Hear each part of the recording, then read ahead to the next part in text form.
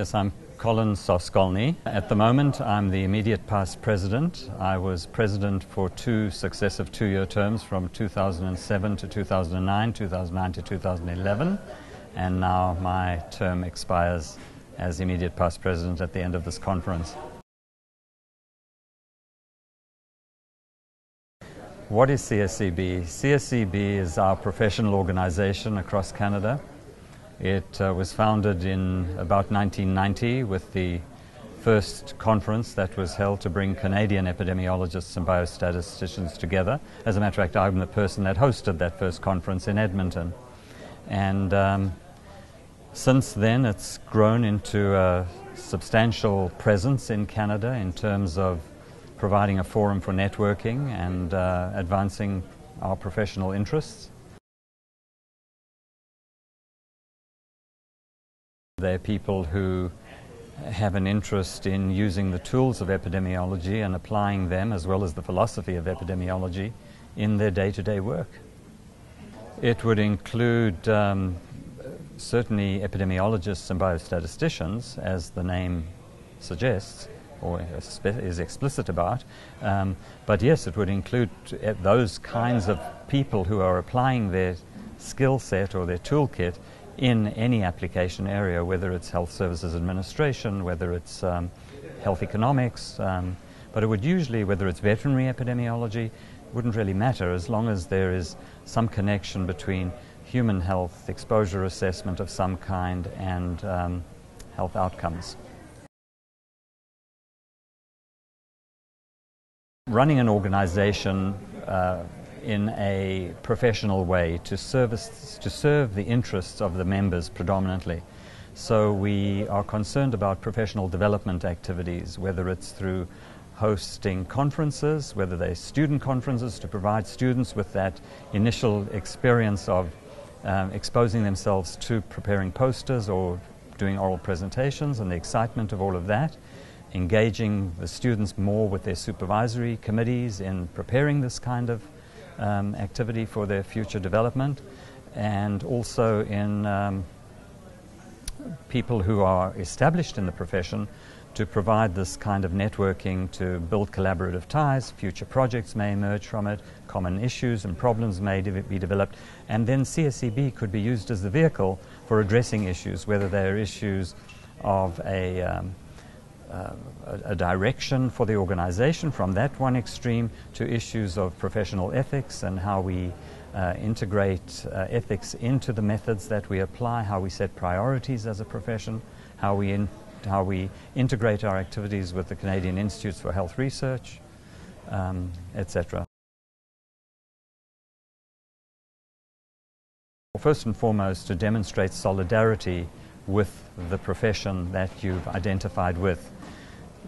We do not enter this world in a vacuum. There are all people that have come before us on whose shoulders we stand today that have established the pathways, the career pathways, the salary levels within government agencies, and these have all been oftentimes negotiated arrangements between professional interests and those that oversee the professions. When you're part of a group, you can achieve a whole lot more than when you try to do things single-handedly.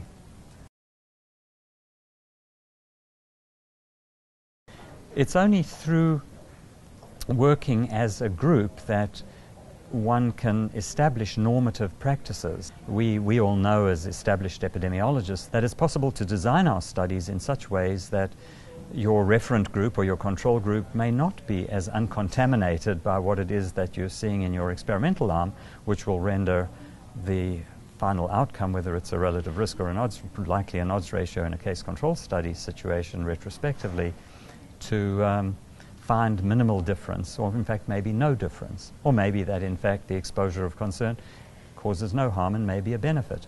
And this is well established now through the shenanigans of the tobacco industry over many decades, from the late 1940s through even to the present day.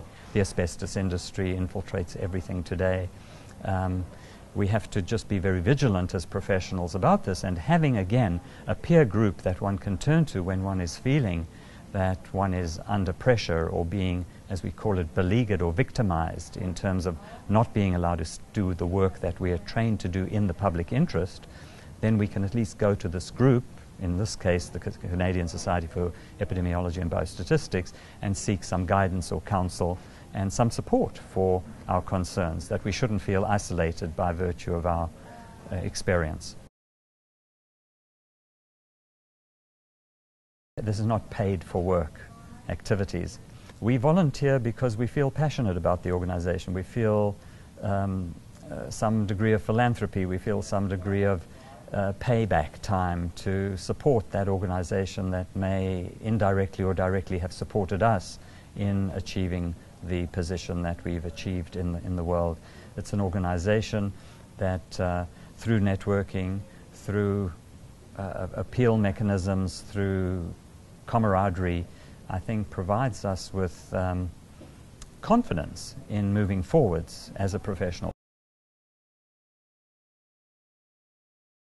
In terms of younger people, or any person at any stage, whether they're approaching retirement, they have time on their hands, I always feel it's just a time to give back. It's a time to make the society perform better. And because it's a volunteer organization, every minute of volunteer time contributes to the professional activity. Certainly by virtue of volunteering and learning one's way and finding networks of people with whom to corroborate and collaborate on issues that are dear to your heart, whether it's a topic of ethics, whether it's a topic of economic applications of what we do, of setting priorities, of integrating with CIHR and other international agencies, for that matter, our professional groups on the Joint Policy Committee of the Societies of Epidemiology, which is run through the American College of Epidemiology.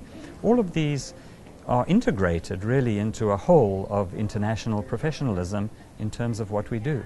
So I encourage everybody to simply send a letter to the president of the organization or to the secretariat and volunteer to serve in any capacity, or even, and I say this because it's happened to me several times in my career, to propose that something needs to be addressed that isn't, and be willing to champion it yourself. And you will find, usually, unless you're way out on left or right field, that there's enormous support to help you, encouragement, and there will be an infrastructure to help you bring your ideas to the surface and make a difference in the world.